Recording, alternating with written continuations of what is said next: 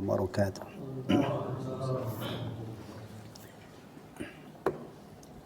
إن الحمد لله نحمده ونستعينه ونستغفره ونستهديه ونتوب إليه ونعوذ بالله من شرور أنفسنا ومن سيئات أعمالنا. من يهده الله فلا مضل له ومن يضلل فلا هادي له وأشهد أن لا إله إلا الله وحده لا شريك له وأشهد أن محمدا عبده ورسوله لا نبي بعده صلى الله عليه وعلى آله وأزواجه وذرياته وصحابته ومن تبعهم بإحسان إلى يوم الدين. أما بعد. Ikhwatal iman rahimani wa rahimakumullah. Alhamdulillah, kita masih diberi kesempatan oleh Allah Subhanahu wa taala untuk melanjutkan menelaah dan mengkaji kitab Tazkiyatun Nufus. Pada kajian terakhir kita sudah masuk pembahasan tentang 4 racun hati, ya. Betul?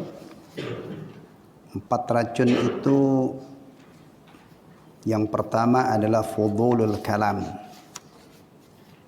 berlebihan dalam berbicara atau banyak bicara. Sudah selesai belum tuh Pak Nur? Sudah. Berarti sudah masuk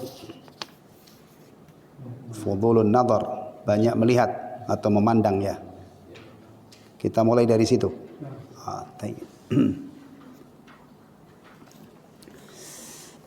Baik, ikhwatal iman rahimani wa rahimakumullah.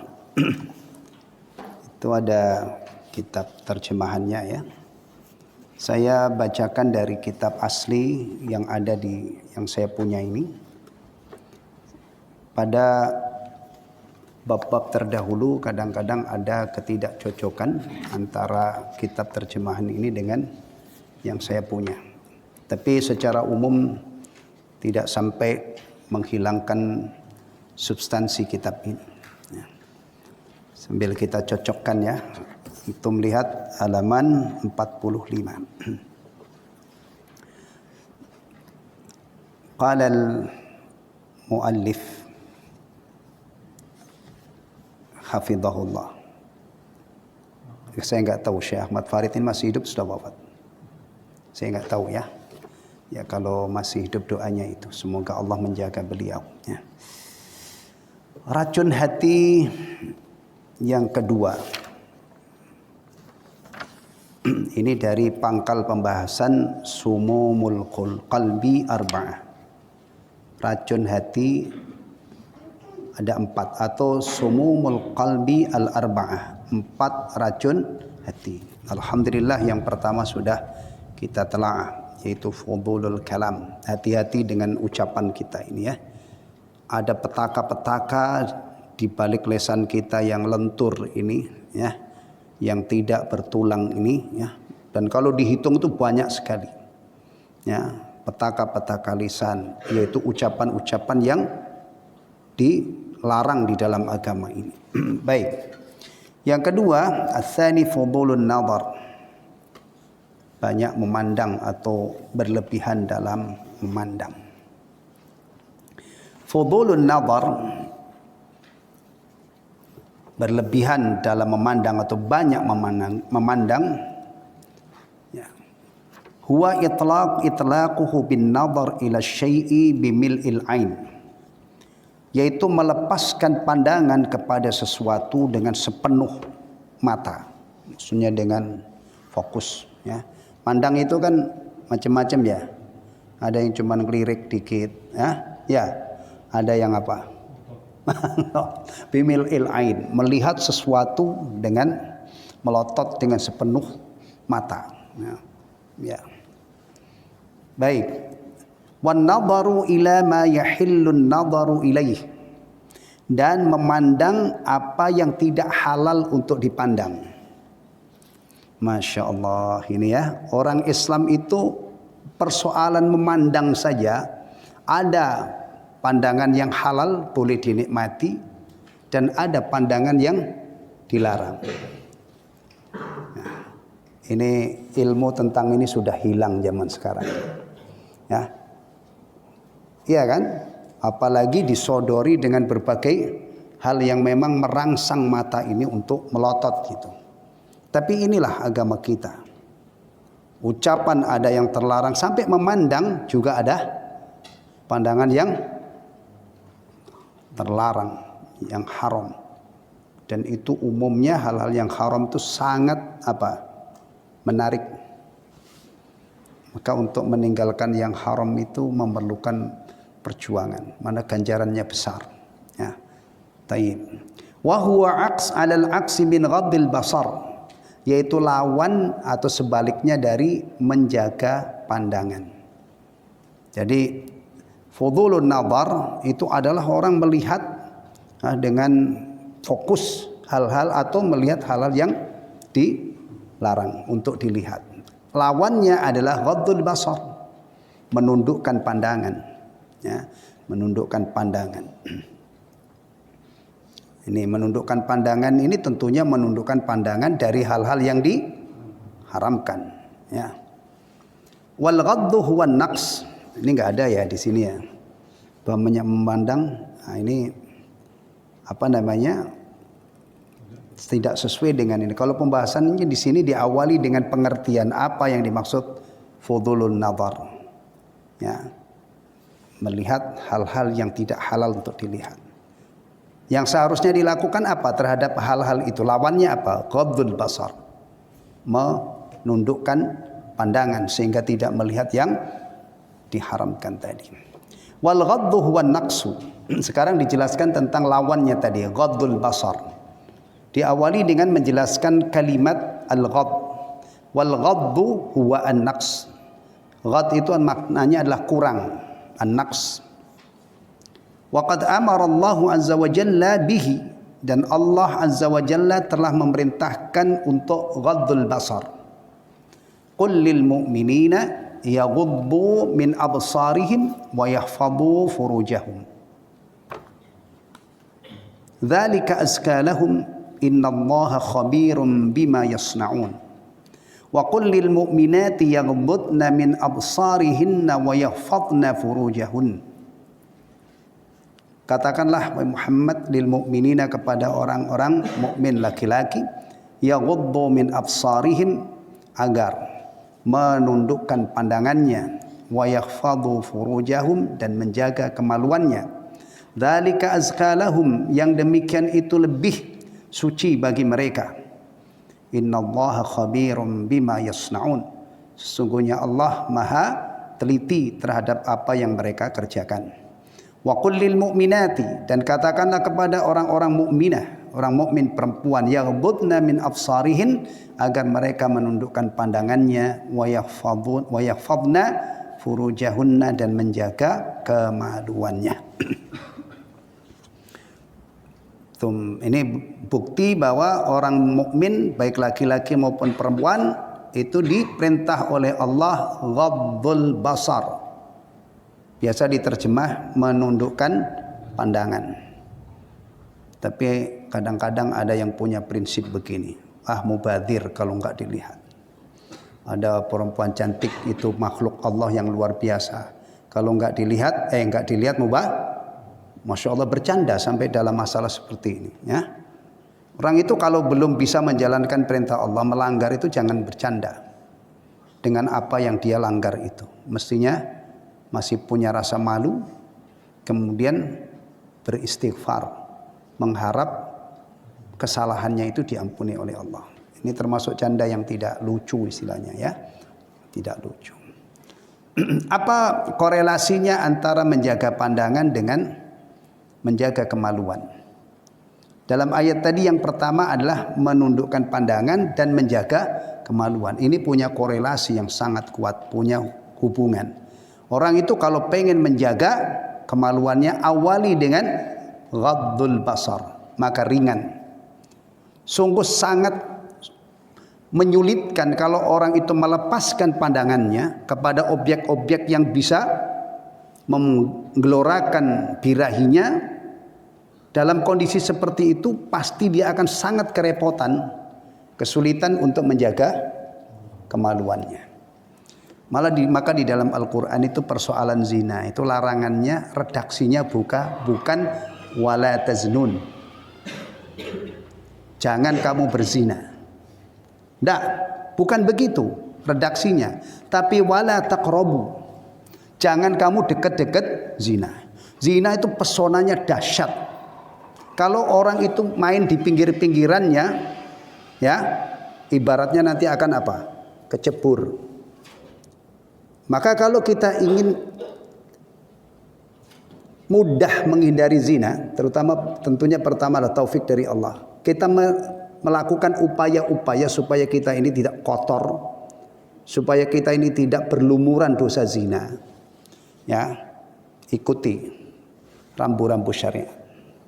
Ghadul basar kita amalkan, tertib bergaul kita amalkan, jangan ikhtilat, jangan berduaan dengan wanita yang tidak halal. Ini kalau kita jaga, ibaratnya kita menjaga jarak aman dari zina. Kita tidak jelalatan mata kita melepas. Ya. Apalagi kalau yang dilihat itu Masya Allah sesuatu yang mungkar banget gitu ya. Itu rata-rata orang tidak tahan setelah itu, tidak bisa mengendalikan. Ya. Maka sekali lagi untuk aman dari zina ini pertahanannya berlapis-lapis. Apa yang dikehendaki di balik larangan wala taqrabuz zina, kemudian ada perintah ghadul basar, ada larangan ikhtilat, ada kewajiban nikah bagi orang yang mendesak. Nikah itu hukumnya tidak sama satu dengan yang lain ya. Dalam ajaran Islam orang itu kalau sudah tidak bisa terhindar dari fitnah zina, maka satu-satunya jalan adalah nikah. Ya. Jadi nikah itu tidak wajib. Sama dengan nikah istri dua itu tidak mutlak sunnah. Karena ada orang yang menjajakan sunnah itu selalu cuman mempromosikan kamu nikah lagi. Kamu istrimu berapa? 1. Wah parah lu. Kamu kaya badannya sehat istrinya 1. Jadi ada orang yang menekankan sunnah itu di titik ini. Masya Allah. Ya. Seakan-akan sudah jaminan kalau orang istrinya 2 itu adalah wah, panen ganjaran nanti dulu. Taib. Makanya kalau mempelajari agama ini tolong dengarkan bagaimana para ulama itu menjelaskan agama. Nikah itu hukumnya sama dengan hukum taklif, berkisar 5 itu. Ya ada wajib, ada sunnah, mustahab, ada haram, ada makruh dan ada mubah. Berkisar itu. Tergantung keadaan orang yang mau nikah itu. Baik. Ya. Apa yang dikehendaki di balik aturan yang ketat ini? Masyarakat yang diridhoi oleh Allah, yang bersih, yang terhormat. Kalau orang tidak punya keinginan untuk diridhai oleh Allah, tidak punya keinginan untuk menciptakan masyarakat yang bermartabat, ini diinjak-injak. Bahkan sampai mereka itu orang-orang yang hidup di suatu wilayah kadang-kadang punya prinsip seks bebas. Seks itu dibebaskan oleh mereka. Sementara di dalam Islam itu baru melihat lawan jenis saja itu sudah dilarang. Nah, untuk bayangkan kalau orang sudah berprinsip ini, yang namanya aurat itu sudah tidak lagi diperhatikan kan, bahkan mereka memang ekspos besar-besaran supaya memancing gairah, ya kan? Kemudian tertib bergaul, ikhtilat sudah tidak. Ya. Sementara dalam Islam sekali lagi ini adalah diatur sedemikian rupa. Ada ghadul basar, ada wanita disuruh menutup auratnya. Kita juga menutup aurat, kemudian tertib bergaul, tidak ikhtilaf, jaga jarak. Ya, kalau ini kita junjung tinggi, insya Allah kita tidak sampai kecebur dalam fahisyah. Ingat, dalam Al-Quran itu zina disebut fahisyah. Fahisyah itu kotor, jorok. Perbuatan yang kotor itu pasti akan menimbulkan mudarat yang luar biasa dan kita menyaksikan di zaman sekarang ini. Shadaqallah, maha benar Allah yang menyebut zina itu fahisyah. Penyakit yang ditimbulkan oleh masalah fahisyah ini kita menjadi saksi. Ya, nggak tahu sekarang ini data penderita AIDS itu nggak pernah kita dengar lagi Pak Nur. Kalah dengan COVID kemarin, ya, kalah dengan berita orang yang mati, hari ini mati sekian, total sekian hari ini. Itu selama COVID kan itu dominan ya. Jadi sekarang itu orang-orang yang Allah timpakan penyakit AIDS itu. Tapi penyakit AIDS itu tidak mesti harus zina ya, karena bisa tertular dari orang lain. Bayi bisa terjangkiti virus itu karena, tapi penyebab utama itu berawal dari fahisyah ini. Ya, nggak tahu sekarang sudah berapa di dunia ini. Kayaknya sudah nggak populer lagi, sudah basi istilahnya, terlalu banyak. Ya, sekarang ini kalah dengan apa?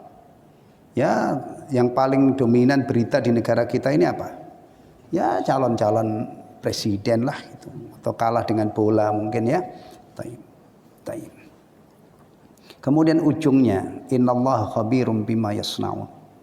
Dzalika azkalahum, ini yang ingin dicapai di balik syariat ini. Suci, bersih, terhormat, mulia. Kemudian ditutup innallaha khabirum bima yasnaun. Sesungguhnya Allah Maha teliti terhadap apa yang mereka perbuat. Ini adalah salah satu apa? Rem dan kendali keyakinan muraqabatullah. Adanya kesadaran bahwa Allah Maha mengetahui, Maha melihat, Maha teliti. Ya. Kalau butir akidah seperti ini maksimal, nancep di hati seseorang, maka dia tidak bisa zina. La yazni zani hina yazni wa huwa mu'min. Tidaklah seorang yang berzina itu ketika dia sedang melakukan aktivitas zinanya itu dalam keadaan mukmin. Pasti imannya dalam keadaan lepas. Atau setidaknya dalam kondisi yang sangat lemah. Bayangkan kalau orang itu mau zina tapi ingat Allah Maha melihat, Maha mengetahui, Maha mendengar. Ingat lagi, yakin kalau malaikat itu ada yang mencatat. Ada malaikat yang mencatat perbuatannya. Yakin nanti satu saat akan dihisab. Gak bisa dia zina.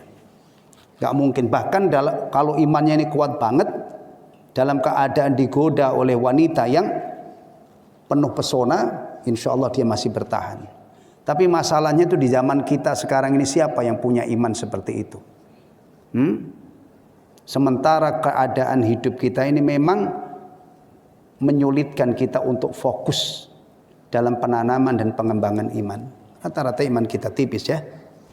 Maka antum jangan cari gara-gara. Saya pengen ngetes iman saya ini sekuat apa. Antum deket-deket dengan wanita yang harum banget baunya. Sudah begitu cantik banget dan genit misalnya. Antum sanggup menghadapi itu?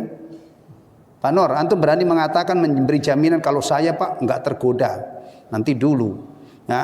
Kalau saya mah takut itu, mendingan menghindar aja. Ya, jangan macem-macem gitu. Kecuali kalau antum sekelas Yusuf alaihissalam. Diuber-uber oleh wanita penuh pesona, di dalam rumah enggak ada orang, dan dia takut kepada Allah. Tapi itu kan Nabi. Nabi ya? Betul kan? Nah kalau kita, Pak Prapto ya, jangan macem-macem. Jangan nyari-nyari, maksudnya jangan coba ngetes iman kita dengan ini. Apalagi Rasulullah mengkabarkan fitnah yang paling dahsyat menerpa kaum laki-laki sepeninggalku adalah fitnah wanita. Taib. Berikutnya, wa an Abi Hurairah radhiyallahu anhu Nabi sallallahu alaihi wasallam. Ini juga tidak disebutkan di sini. Dari Abu Hurairah, semoga Allah meridhonya, dari Nabi sallallahu alaihi wasallam, beliau bersabda, kataba 'ala ibni Adam nasibahu minaz zina. Ditetapkan atau ditulis bagi setiap Bani Adam. Bani Adam ini siapa? Salah satunya ya saya, antum semua itu. Satu-satu ini adalah semua Bani Adam. Nasibahu minaz zina, bagian dari zina. Wa huwa mudrikun dzalika, dan dia pasti akan lakukan hal itu, la muhalah, tidak bisa tidak. Jadi setiap orang ini dia dapat bagian zina pasti. Al-ainani zinahuma an-nadhar. Dua mata zinanya adalah melihat. Wal udhunani zinahuma al-istima'. Sementara dua telinga zinanya adalah menyimak atau mendengarkan. Mendengarkan hal-hal yang dilarang. Mendengarkan nyanyian-nyanyian. Ya. Atau apa biasanya kita menyebutnya apa? Nyanyian itu kan tidak hanya vokal, ada apanya? Musiknya ya, musik. Ya. Tayyib. Wal lisanu zinahu al-kalam. Sementara lidah zinanya adalah lisan. Ayo. Benar nggak sabda Rasulullah ini? Bahwa kita itu pasti dapat bagian-bagian dosa ini. Siapa yang berani mengatakan matanya tidak pernah maksiat, telinganya tidak pernah maksiat, lisannya tidak pernah maksiat? Justru yang disebut zina, mata ini sesuatu yang sangat diminati. Ya, kalau dulu itu orang nonton ya, itu bisa rombongan. Mungkin yang punya malu dia tidak berani nonton. Tapi zaman sekarang nonton itu bisa di kamar, dikunci sendiri-sendiri. Oh, Masya Allah. TV sekarang sudah kurang diminati. Tapi antum jangan salah.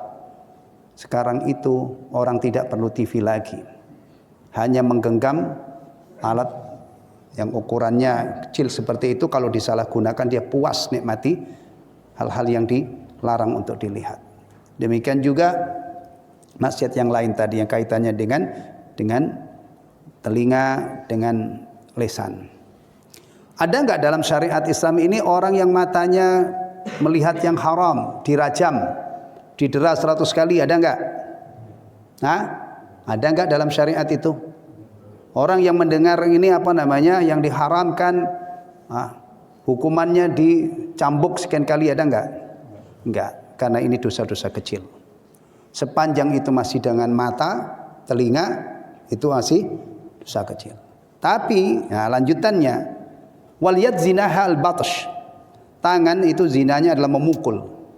Memukul yang tidak diizinkan dalam syariat. Kalau al-batsh memukul yang syar'i, mukul istri, mukul anak dalam rangka mendidik dengan mengindahkan kaidah-kaidah memukul yang ditetapkan dalam syariat Islam, maka itu mukul yang mubah.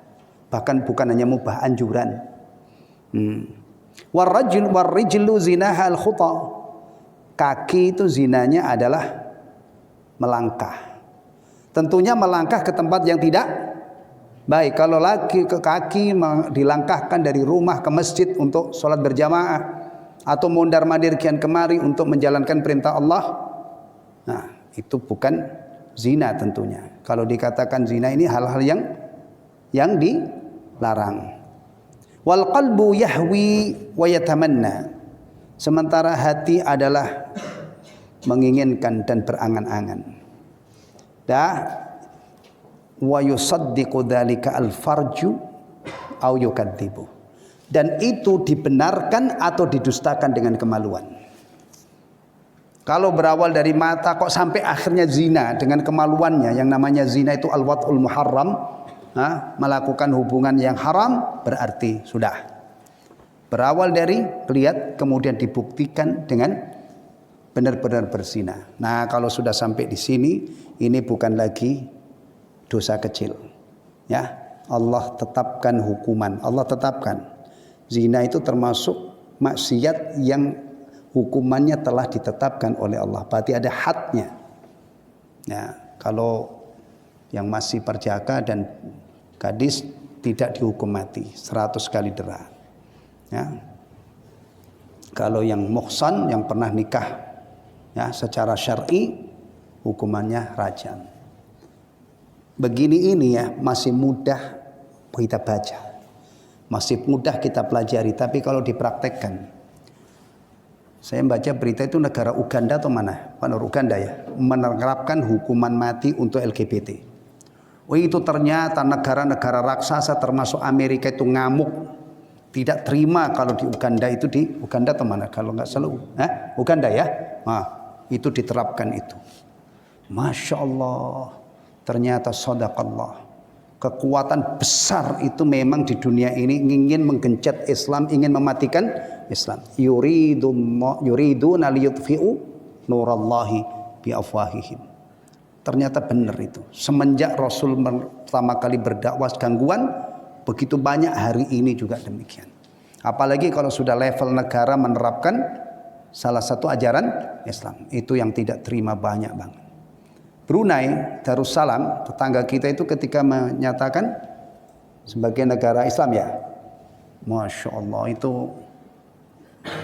apa dampaknya itu? Raja Brunei, usaha-usahanya diboikot di seluruh dunia. Ya, begitulah dunia menginginkan agar agama ini tidak tegak. Padahal sekali lagi, agama inilah yang menghantarkan tadi hidup yang mulia, bermartabat, penuh berkah. Tapi mereka tidak menginginkan. Dan kita itu berjuang di tengah-tengah situasi seperti ini. Tayyib. Wa an Jarir radhiyallahu anhu qala, dari Jarir, semoga Allah meridhoinya, beliau berkata, sa'altu Rasulullah sallallahu alaihi wasallam, saya bertanya kepada Rasulullah sallallahu alaihi wasallam tentang an-nadharul faj'ah. Apa itu istilahnya? Pandangan spontanitas, enggak sengaja. Ya, kita jalan itu kan melek mata kita kan? Atau mata kita ini harus dipakai tutup gini. Wah, itu siapa itu? Pak Prapto, kenapa dia begitu? Nggak ngaji di Baitul Muslimin. Jadi kalau orang laki-laki itu perempuan harus kayak kuda gitu ya. Nggak perlu begitu, melek aja. Cuman kalau ada yang haram, ghaddul basar. Juga jangan berlebihan jalan itu nunduk ke bawah sampai akhirnya kejedot apa misalnya tembok, itu nggak benar. Wajar aja. Tapi kalau ada yang haram, jangan kita nikmati. Nadral fujaah, gimana? Pandangan spontanitas. Kita jalan, tiba-tiba ada orang, Masya Allah, apa namanya, kita melihat secara spontanitas. Faqala, kalau Rasulullah SAW bersabda, isrif basaraka, palingkan pandangan. Ya, itu ya, ini yang diajarkan oleh Rasulullah kepada sahabat Jarir, berarti juga yang diajarkan kepada seluruh umat yang mengalami persoalan seperti Jarir, jalan kemudian nadhrul fuj'ah, pandangan spontanitas. Nah, ini Jarir dulu tinggal mungkin di Madinah ya, gak banyak orang. Nah, kita ini, Masya Allah, kita ini hidup di lautan manusia. Kadang-kadang itu kita gak bisa, apalagi kalau untuk menggunakan fasilitas umum KRL misalnya itu, wah, Masya Allah, jam-jam segini ini, ya. Kadang-kadang di depan kita persis bahkan wanita. Nah, fattaqullaha mastata'tum. Kalau orang yang masih ingin selamat pasti bersiasat. Ya. Bagaimana supaya tidak bisa berusaha untuk meminimalisir. Kalau mampu beli motor, dia beli motor. Kenapa kamu pakai motor? Untuk menghindari, meminimalisir ini. Ya kan? Atau mobil pribadi. Wah, itu lebih ini lagi. Tapi masalahnya kalau orang punya mobil pribadi kemudian gak takut, juga malah masukin orang ke dalam mobilnya, dibawa entah kemana. Jadi persoalannya itu memang apa ini? Nih, apa? At-taqwa hahuna, at-taqwa hahuna. Orang punya mobil digunakan sebagai alat untuk maksiat, tergantung memang dia ahli maksiat. Tapi kalau orang yang punya rasa takut kepada Allah, insya Allah mobilnya itu digunakan ala dhaw, dalam lingkup ridha Allah, dan itu banyak pilihannya. Ya. Iya. Makanya kalau punya duit, salah satu usaha kita untuk meminimalisir begini, bagaimana kita bisa tidak menggunakan ini. Baik, tidak menggunakan hal-hal yang kita akan terjebak dalam berhimpit-himpitan, berdesak-desakan. Tayyib. Baik, wa fudulun nazar yad'u ila istihsan. Ini baru dari sini nih Pak Nur ini. Ini terjemahannya. Banyak memandang, ternyata tadi ada definisi banyak memandang, ya kan? Kemudian ada definisi ghaddul basar, ada hadis yang dikutip tadi, 2 hadis yang luar biasa tentang masalah ini. Barulah wa fudulun nazar yad'u ila istihsan. Banyak memandang akan mendorong seseorang untuk menganggap baik objek yang dilihat itu. Nah, wa waqa'a suratil manzur fi qalbin nadir, dan tertancaplah objek yang dipandang itu dalam hati orang yang memandang. Masya Allah. Allahu Akbar. Ini kita ini termasuk darurat memandang. Ya. Gambar-gambar porno itu katanya anak-anak kecil itu yang mahir menggunakan HP itu bisa mengakses dengan mudah. Asalnya itu dibatasi untuk ini, ya. Sebagaimana rokok itu dibatasi untuk siapa? Yang boleh ngerokok itu umur berapa? Hah? 18? Berapa? Antum nggak ada yang ngerokok ya, alhamdulillah. Tapi setidaknya tahulah gitu. Itu kadang-kadang bocah-bocah itu juga bisa mengkonsumsi rokok. Ya, gambar-gambar yang kotor itu dibatasi oleh pembuatnya. Tapi nyatanya ya bocah-bocah aja sudah bisa mengakses itu. Ya, bayangkan banyak memandang nanti objek yang aslinya itu apa tadi mungkar, ya, itu nanti dianggap baik, dianggap biasa. Kemudian bahaya yang berikutnya, gambar yang dilihat itu akan nancep di hati. Nah ini kalau kaitannya dengan orang Islam ya, yang punya kewajiban sholat, khusyuk dalam sholat. Misalnya ini ada orang si sholat, tapi sebelum sholat tadi dia nonton misalnya gambar-gambar yang tidak senonoh. Dan gambar tidak senonoh di zaman kita itu sudahlah, untuk bisa membayangkan sendiri. Kemudian masuk sholat, wudhu, dia Allahu Akbar. Sementara Rasulullah SAW itu menghabarkan ketika seorang itu takbiratul ihram, itu ada setan spesialis penggoda yang goda orang yang sholat ini. Ingatlah ini, ingatlah ini. Bisa saja dia membaca surah Al-Fatihah, tapi apa yang ada di pikirannya adalah Allahu Akbar. Boro-boro khusyuk. Nah, kalau sholat itu sudah kualitasnya seperti ini, ya, kira-kira bisa nggak sholat itu membuahkan hasil mencegah daripada fahsya dan mungkar? Allahu Akbar. Kita ini kalau melihat dari sisi ini ya, ngeri. Orang sholat sih sholat, tapi sebelum tadi dia makan haram misalnya, melihat matanya melihat yang haram, itu sholatnya gimana bisa khusyuk? Ya. Ya. Tapi berbahagia juga orang-orang yang sukses di zaman sekarang ini. Zaman yang seperti ini tapi dia bisa menghindari, itu ganjarannya juga luar biasa dahsyatnya. Maka Rasulullah pernah mengkhabarkan bahwa orang-orang yang istiqomah di belakang hari itu ganjarannya seperti 50 sahabat ya. Betul. Artinya ganjarannya itu dahsyat banget. Ya. Istiqamah berpegang teguh ajaran Islam di saat kondisinya seperti memegang bara api. Coba antum dengar-dengar siapa yang sekarang ini masih memberi nasihat ini, masalah pandangan, masalah pergaulan, udah nggak ada suaranya.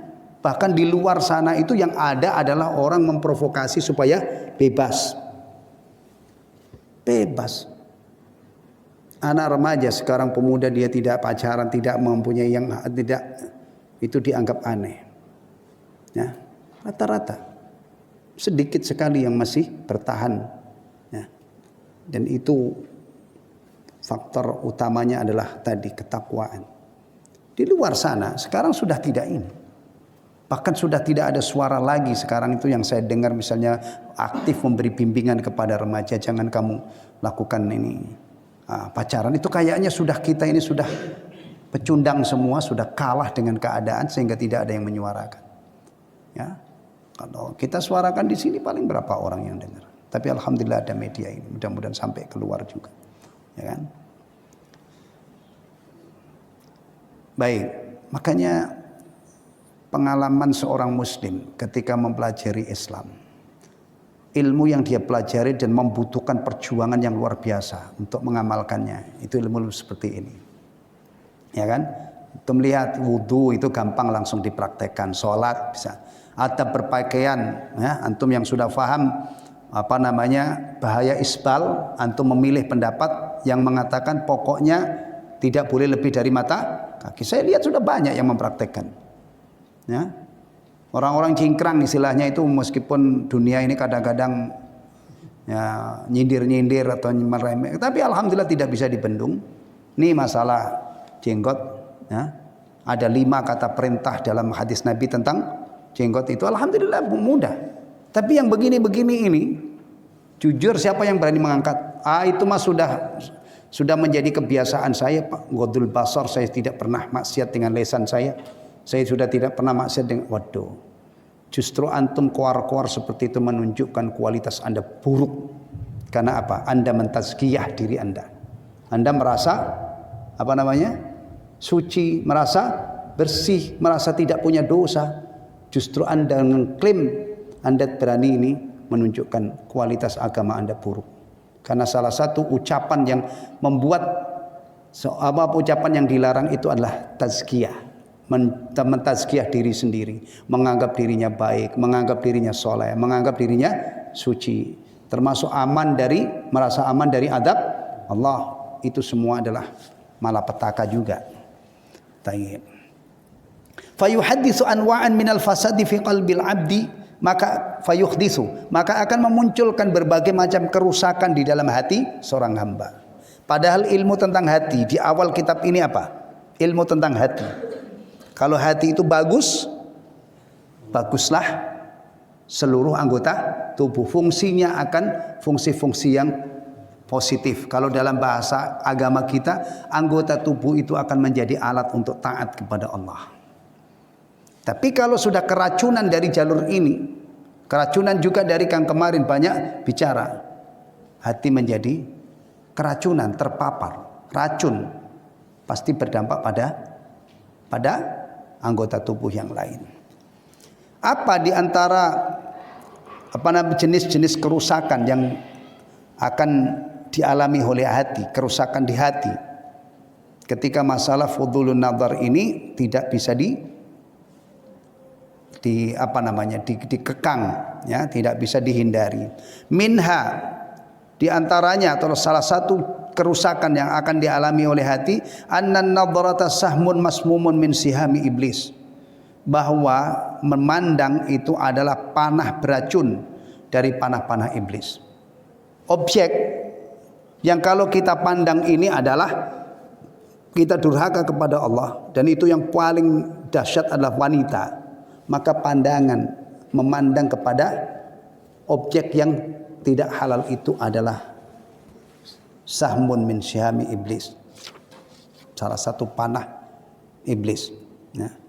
Makanya hal ini sangat menggoda banget gitu, ya, sangat mengasyikkan istilahnya. Faman ghadda basarahu lillah, maka barang siapa yang menundukkan pandangannya karena Allah atau menghindarkan pandangannya karena Allah, aurasahu halawatan, Allah akan anugerahkan, ya,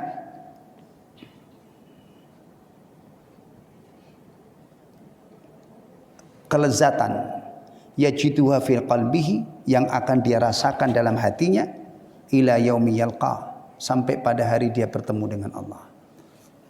Hati-hati ya, banyak orang yang dianggap bahagia, dianggap happy, dianggap seneng kalau memperturutkan apa yang diinginkan oleh iblis. Hati-hati ini. Bahkan banyak orang ketika galau, ketika apalagi misalnya bete, ya, itu dia dalam rangka mencari hiburan, itu rata-rata hiburan yang disuguhkan oleh dunia untuk orang-orang yang yang PT itu adalah dalam notabene atau dalam kategori maksiat. Betulkah maksiat itu bisa membuat bahagia yang sebenarnya? Kalau seandainya maksiat itu bisa menimbulkan kebahagiaan yang sebenarnya, pasti kita sudah dilepas oleh Allah. Puas-puasin kamu maksiat. Kenapa? Karena Allah Subhanahu wa taala itu adalah menuntun hamba-hambanya, membimbing menuju bahagia dunia dan akhirat. Sementara kenyataannya tidak mungkin ada kebahagiaan di balik maksiat. Justru yang ada kebahagiaan di balik taat. Dan itu biasanya, ya, orang-orang ahli maksiat itu dia sadar sampai ketika dia dalam kondisi sudah keracunan berat. Ya, nih, yakinlah kalau ada orang di zaman seperti ini, di zaman mata itu sudah pada dol remnya, blong, tapi ada orang yang bertahan, minim melakukan maksiat ini, pasti dia akan merasakan ketenangan. Merasakan ketenangan. Dia puas dengan istrinya, bahagia dengan istrinya. Tapi kalau orang itu Masya Allah, Apalagi kalau sudah umur-umur kita ini, sudah sekian puluh tahun membina keluarga, pasti pesona istri kita itu sudah banyak berkurang. Tiba-tiba matanya itu nggak terkendali, dia akan mengalami kondisi yang sangat mengerikan. Ya, dia akan tersiksa dengan maksiatnya itu. Tidak mungkin maksiat itu membuahkan. Maka yang bertahan dengan ajaran ini, ghaddul basar, dia akan merasakan kelezatan. Dan ini bukan hanya ghaddul basar, secara umum kalau orang itu bisa taat kepada Allah, ketaatannya itu akan membuahkan ketenangan. Tapi kalau dia maksiat kepada Allah, pasti akan menimbulkan kegalauan. Kan dulu sudah kita temukan juga ya, di antara sehatnya hati itu adalah ketika dia melakukan ketaatan itu ada rasa kepuasan yang luar biasa, kegembiraan yang luar biasa. Makanya dai-dai ilallah, dai-dai yang mengajak kaum muslimin supaya bahagia dunia dan akhirat itu selalu menyuarakan taati Allah, taati Rasulullah, bertakwalah kepada Allah, karena ketakwaan itu penyebab utama kebahagiaan, keberkahan, kebaikan dunia, keselamatan, kebahagiaan dunia dan akhirat. Dan maksiat sebaliknya. Ya. Begini-begini ini jangan tanya orang ya. Coba kita menjadi pemain. Betulkah kalau kita bisa menjaga pandangan kita itu, kita akan mendapatkan ketenangan? Ya. Mudah gak membayangkan? Tapi kalau mata ini liar, mungkin bisa punya ketenangan gak kita? Kita punya istri, tapi mata kita itu melihat orang-orang yang lebih cantik dari istri kita. Kira-kira apa yang terjadi? Jujur aja, sebagai laki-laki ada keinginan apa? Akhirnya nikmat Allah yang halalan thayyibah itu bisa saja tidak disentuh, karena tertarik dengan yang lain yang lebih cantik-cantik misalnya. Atau perempuannya, dia biasa nonton orang ganteng-ganteng misalnya gitu kan. Sementara suaminya nggak ganteng-ganteng amat. Gimana? Galau kan? Waduh, itu kok orang itu ganteng banget, orang ini di luar. Bisa saja suami itu, pasangan dia yang halalan thayyibah itu, bisa saja dia tidak minat. Ya, ini kalau kaitannya dengan rumah tangga, bisa rumah tangga itu tidak ada rasa apa-apa. Berawal dari kecanduan melihat wanita cantik, kecanduan ini. Na'udzubillah min dzalik. Na'udzubillah min dzalik. Ya, ini kalau dibahas itu dampaknya jauh banget. Ya, tayyib. Wa minha, dan di antara apa ini? Wa min anwa'il mafasid fil qalb. Di antara kerusakan yang timbul di hati karena apa tadi? Banyak melihat. Anna dukhulu syaitani ma'an nadrah. Masuknya syaitan bersama pandangan. Fa innahu yanfudhu ma'aha asra'u min nufudil hawa fil makanil khali. Ya. Setan ini lebih cepat merasuk ke dalam hati bersamaan dengan pandangan, melebihi kecepatan udara memenuhi ruangan yang kosong atau tempat yang kosong. Ya. Liyuzayyina suratal mandzur. Selanjutnya setan menghiasi objek yang dipandang. Artinya objek yang dipandang itu nampak indah, dan ini keahliannya setan, mengubah sesuatu yang dibenci oleh Allah itu nampak dan berhasil luar biasa dari trik ini.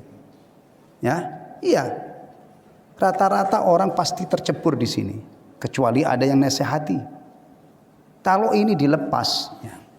Apalagi kalau nasihat-nasihat keagamaan itu sudah tidak sampai kepada manusia. Al-Imam Hasan Al-Basri itu punya makalah, punya kata-kata mutiara yang populer banget. Laulal ulama lasaran nasu kal bahaim.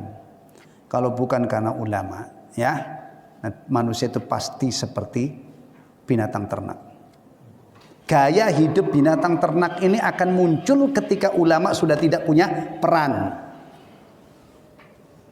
Bahkan di dunia ini banyak yang ingin menyingkirkan ulama. Bayangkan orang-orang yang ingin menciptakan, ingin menikmati kebebasan, mereka pasti tidak pernah pro dengan ulama. Karena ulama sejati itu dia menegakkan amar ma'ruf nahi mungkar, mengingatkan manusia, dorong manusia kepada hal-hal yang baik dan mencegah yang buruk. Ya. Dan berikutnya wa yaj'aluha sanaman ya'kufu 'alail qalb. Kemudian menjadikan sebagai berhala di hati yang nancep di sana. Nih, tadi sudah saya sebutkan gambarannya ya. Ini ada orang itu zaman sekarang mulai dari anak kecil sampai orang tua loh. Jangan antum anggap ini hanya dosanya remaja saja. Sebelum adzan berkumandang, dia mengisi waktu kosong dengan melihat sesuatu.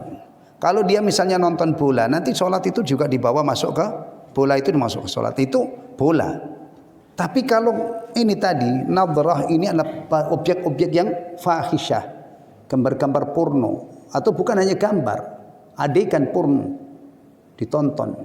Kemudian orang ini ada sholat, dia wudhu, kemudian Allahu Akbar.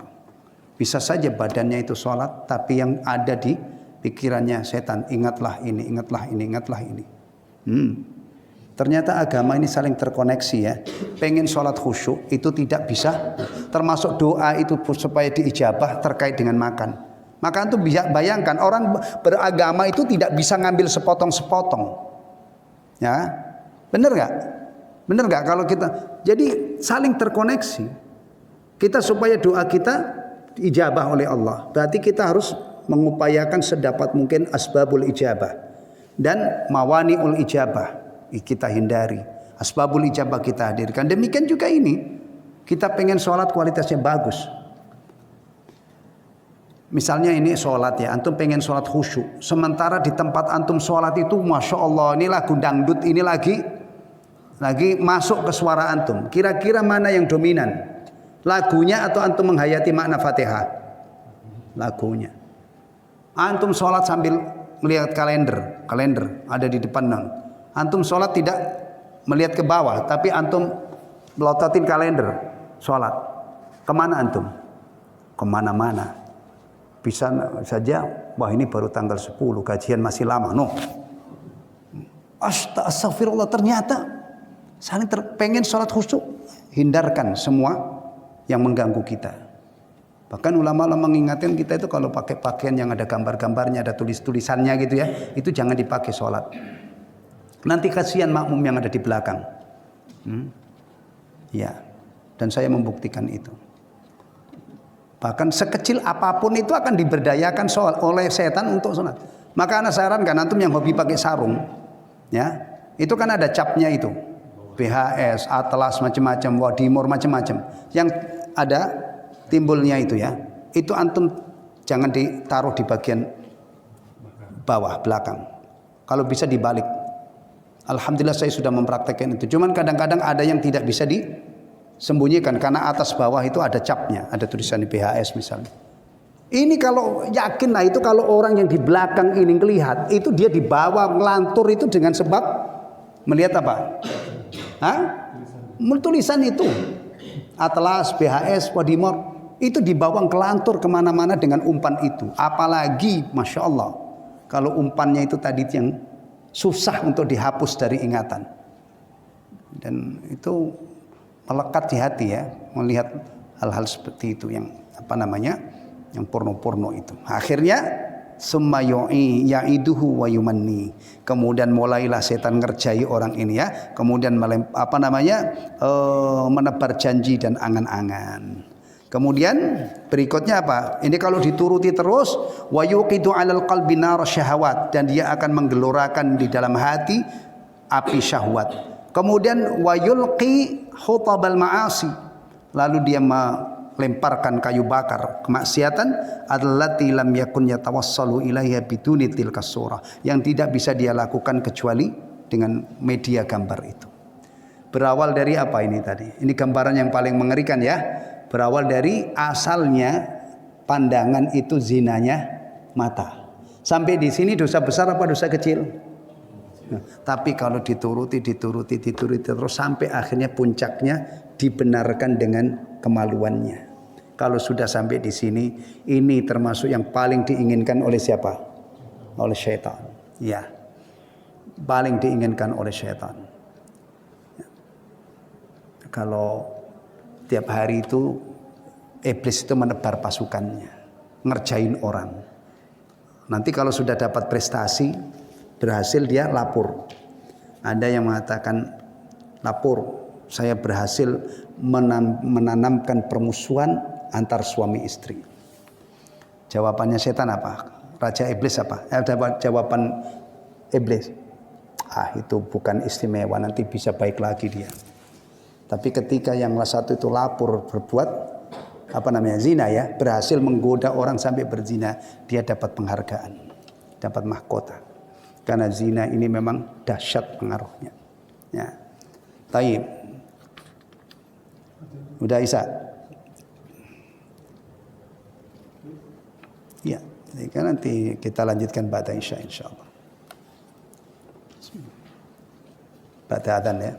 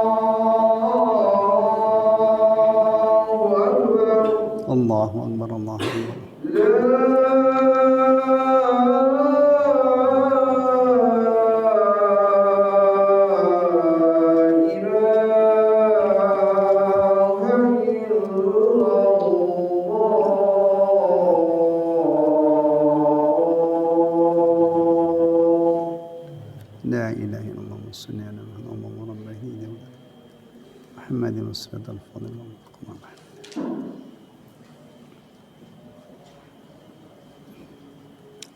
sampai jam berapa Pak Nur? 10 menit ya. Baik. Bismillahirrahmanirrahim. Wa minha, dan di antara kerusakan yang kerusakan hati, kerusakan pada hati yang ditimbulkan karena banyak apa tadi? Banyak apa? Memandang. Annahu yushghilul qalba. Membuat apa namanya? Menyibukkan hati. Wa yunsihi masalihahu, dan melupakan kemaslahatan-kemaslahatannya, melupakan ya, hati dari segala hal yang baik untuknya, yang maslahat. Wa yahulu bainahu wa bainaha, dan akan menghalangi antara hati dengan kebaikan-kebaikan. Fayanfaritu alaihi amrah, dia akan melampaui batas hati itu. Wa yaqa'u fit tiba'il hawa wal ghaflah, dan dia akan terjerumus mengikuti hawa nafsu dan tercebur dalam kelalaian. Nah, keinginan hawa nafsu itu tidak pernah selaras dengan keinginan Allah. Keinginan syariah maksudnya ya. Allah menginginkan hamba ini beriman, beramal soleh. Hawa nafsu menghalangi itu. Termasuk syaitan, itu ajakan-ajakannya tidak pernah selaras. Allah membimbing hambanya ke surga, mengajak ke surga, syaitan mengajak ke neraka. Nah, antum bisa bayangkan kalau ada orang beragama Islam, tapi dia begitu nurut banget dengan hawa nafsunya. Dibisikin ini dia ingin, bisikin ini. Ya, dia manjakan. Kira-kira apa? Bayangan antum gimana? Orang ini pasti keadaannya sangat jauh dari keadaan seorang muslim sejati.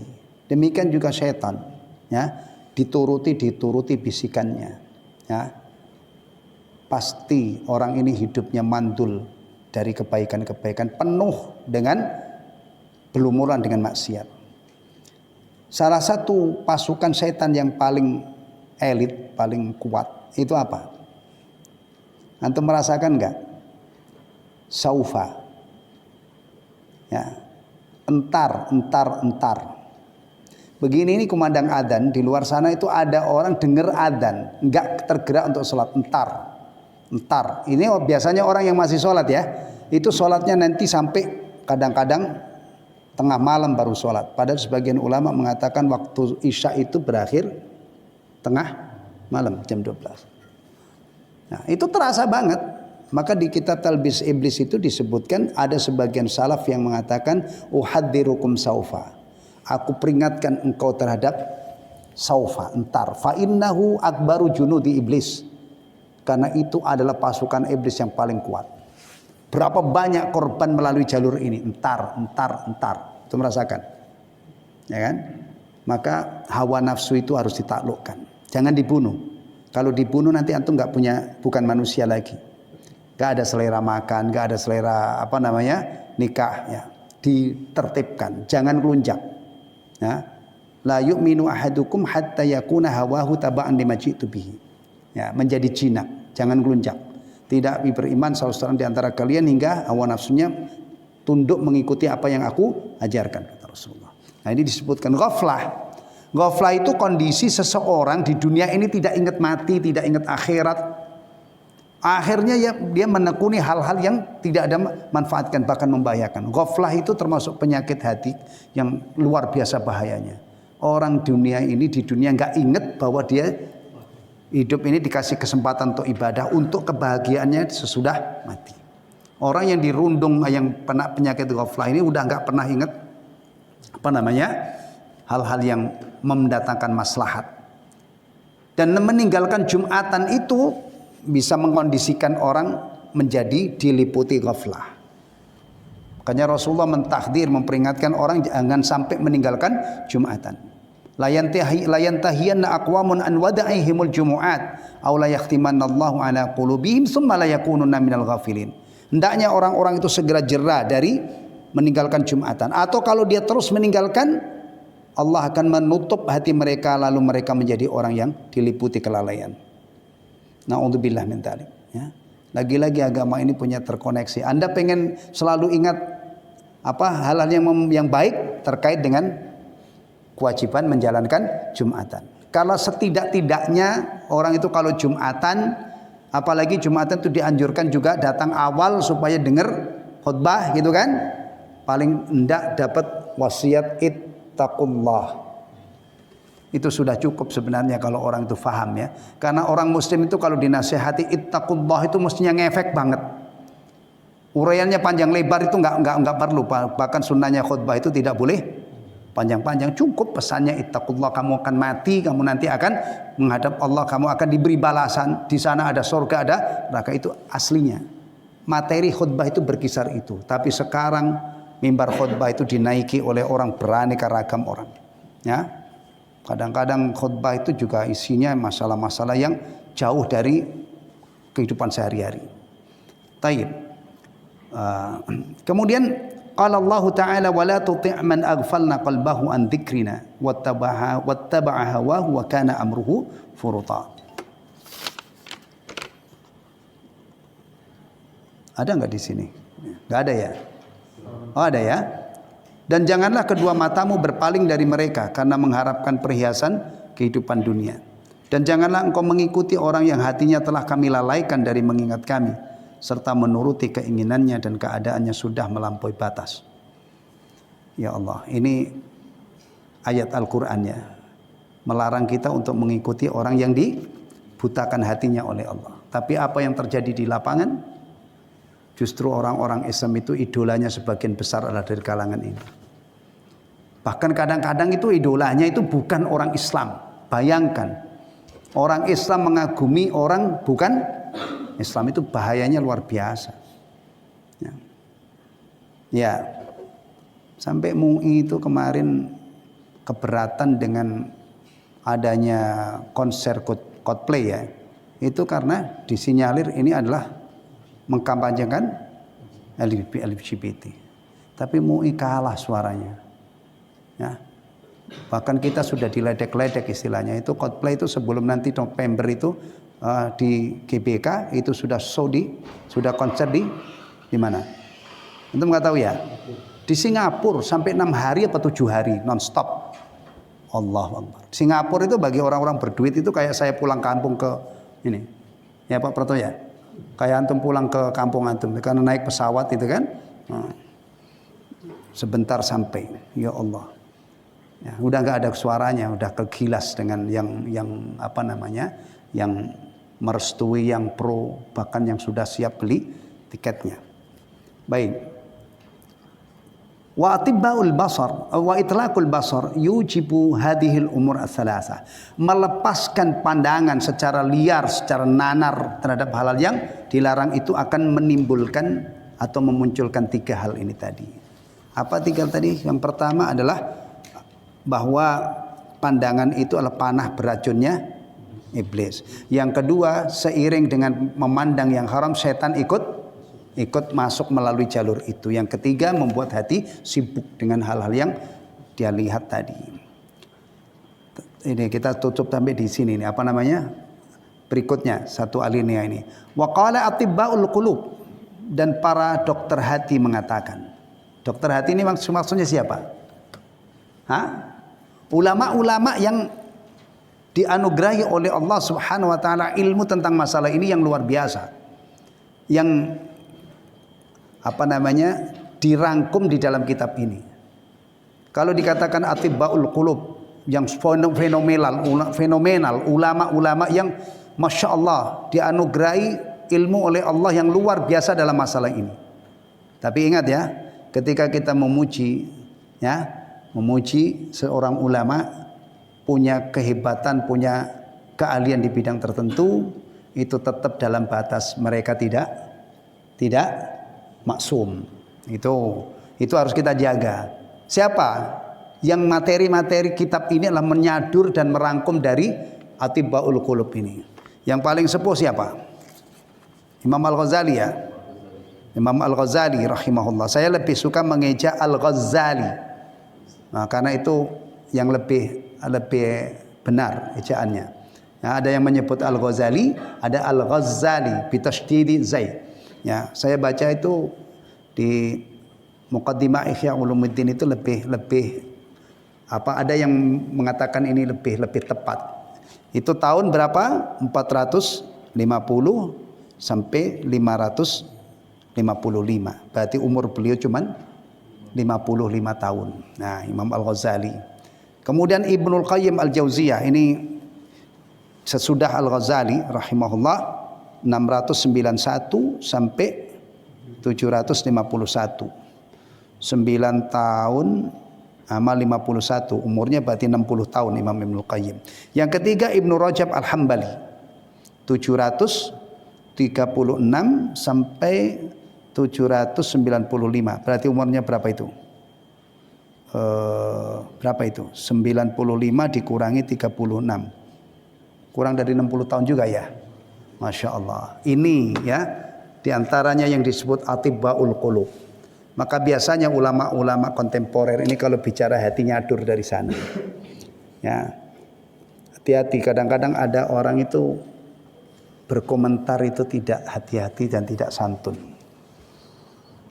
Ya. Apalagi kita tinggal di Indonesia. Kitab Ihya Ulumuddin ini kitab Masya Allah, kitab pegangannya para tokoh-tokoh Islam, terutama para kiai. Kemudian ada orang itu ngomong tentang mengkritisi Ihya Ulumuddin itu kasar. Gimana? Saya sarankan antum kalau ingin ini jangan lancang mendahului orang-orang yang lebih tahu tentang kita. Ibnu Qudamah ya, apa Ibnu Jauzi kalau nggak salah, mengatakan di dalam Ihya itu ada mutiara-mutiara, ada ilmu yang sangat berharga, tapi ada afat yang tidak diketahui kecuali oleh ulama. Ya, kita gunakan narasi itu aja. Imam Ibnul Jauzi ini sudah mencurahkan perhatiannya menelaah kitab Ihya, bahkan mengikhtisar menjadi Minhajul Qasidin.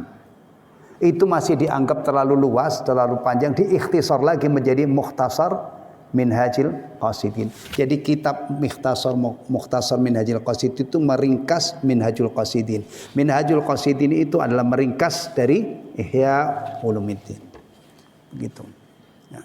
Karena saya lihat ada sebagian ustadz itu yang kasar banget, tapi ada ustadz yang bagus banget, santun banget ketika berbicara tentang masalah Imam Al-Ghazali rahimahullah. Ya. Ya. Baik. Apa kata Atibbaul Qulub, pakar-pakar dokter hati? Bainal aini wal qalbi manfadun wa tariq. Antara mata dan hati itu ada terowongan dan jalan. Manfad. Ya. Jadi ada terkoneksi gitu ya, terkoneksi. Mata dengan hati itu nyambung. Ada terowongan dan ada jalan. Ya. Begini ini kalau orang sekarang nggak jangkau mengungkapkan masalah hati itu dengan takbir seperti ini, nggak jangkau. Ini warisan dari apa tadi? Ulama, Atibbaul Qulub. Ya. Fa idza kharajat al-ainu wa fasadat. Wa idza kharabat afwan. Apabila mata itu rusak. Nah, rusak. Ya. Kharabal qalbu wa fasad. Maka hati juga akan rusak. Di apa itu?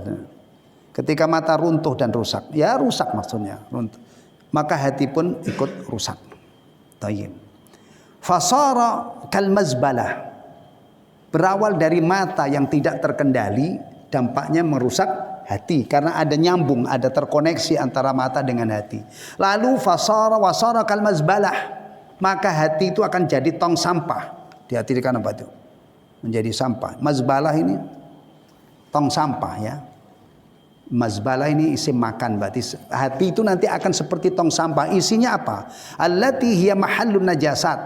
Tong sampah itunya hal yang najis, bangkai-bangkai dimaksudin. Wal qadurat, kotoran-kotoran, wal ausak dan sampah. Subhanallah.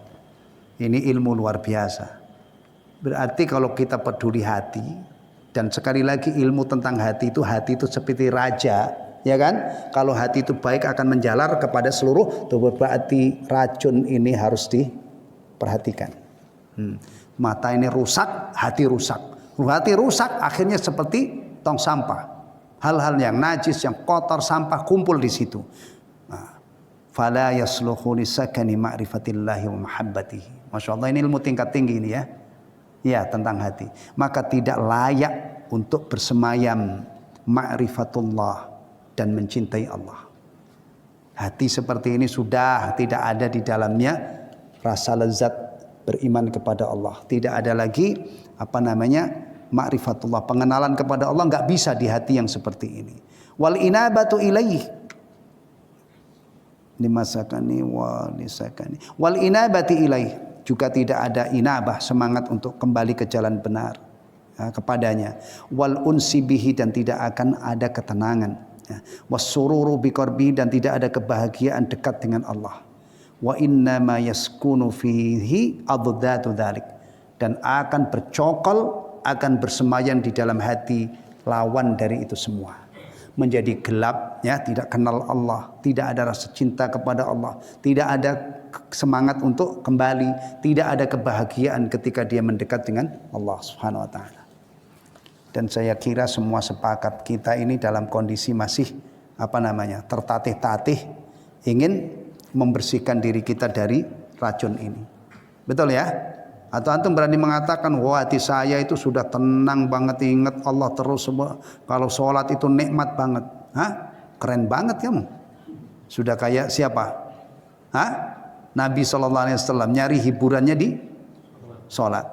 Bahkan ada sebagian salaf itu, saya temukan di mana itu ya, saking khusyuknya di dalam sholat itu, dia minta diamputasi kakinya itu ketika dia sholat. Jadi dia mengidap penyakit yang kakinya itu harus diamputasi. Padahal zaman dulu itu belum ada bios ya. Bios itu bahasa ilmiahnya apa Pak? Apa yang ngerti istilah kedokteran? Anestesi. Anestesi. Ya itu.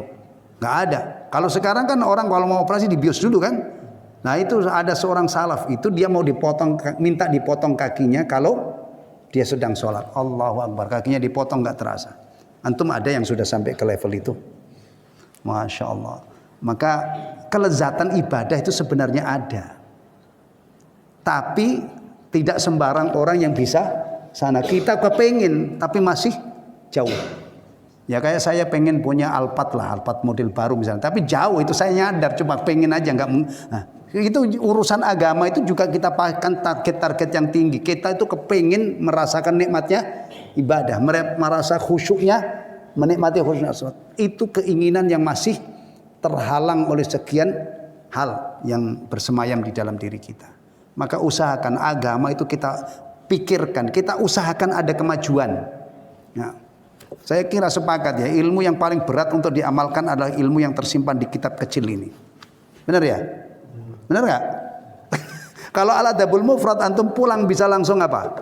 Praktek dengan bapak, dengan ibu, dengan kucing lah, dengan apa yang antum yang ada di rumah. Kalau ini benar-benar memerlukan. Ya, dan menuju menjadi orang-orang hebat itu memang memerlukan mujahadah di semua bidang ya, di semua bidang. Ya, untuk menjadi orang hebat itu pasti memerlukan perjuangan. Mudah-mudahan kita mendapatkan taufik dari Allah. Ilmu yang kita rasakan begitu tinggi ini, maksudnya masih jauh dari kita ini. Mudah-mudahan setapak demi setapak kita bisa amalkan sampai akhirnya apa yang diuraikan tadi bisa kita dapati pada diri kita ya. Atau setidak-tidaknya mati dalam keadaan punya cita-cita ingin menyempurnakan agama kita, mengamalkan ilmu ini tadi dan ilmu-ilmu yang lain. Alhamdulillahilladzi bi ni'mati tatimmus shalihat. Subhanakallahumma wa bihamdika asyhadu an la ilaha illa anta astaghfiruka wa atubu ilaik. Assalamualaikum warahmatullahi wabarakatuh.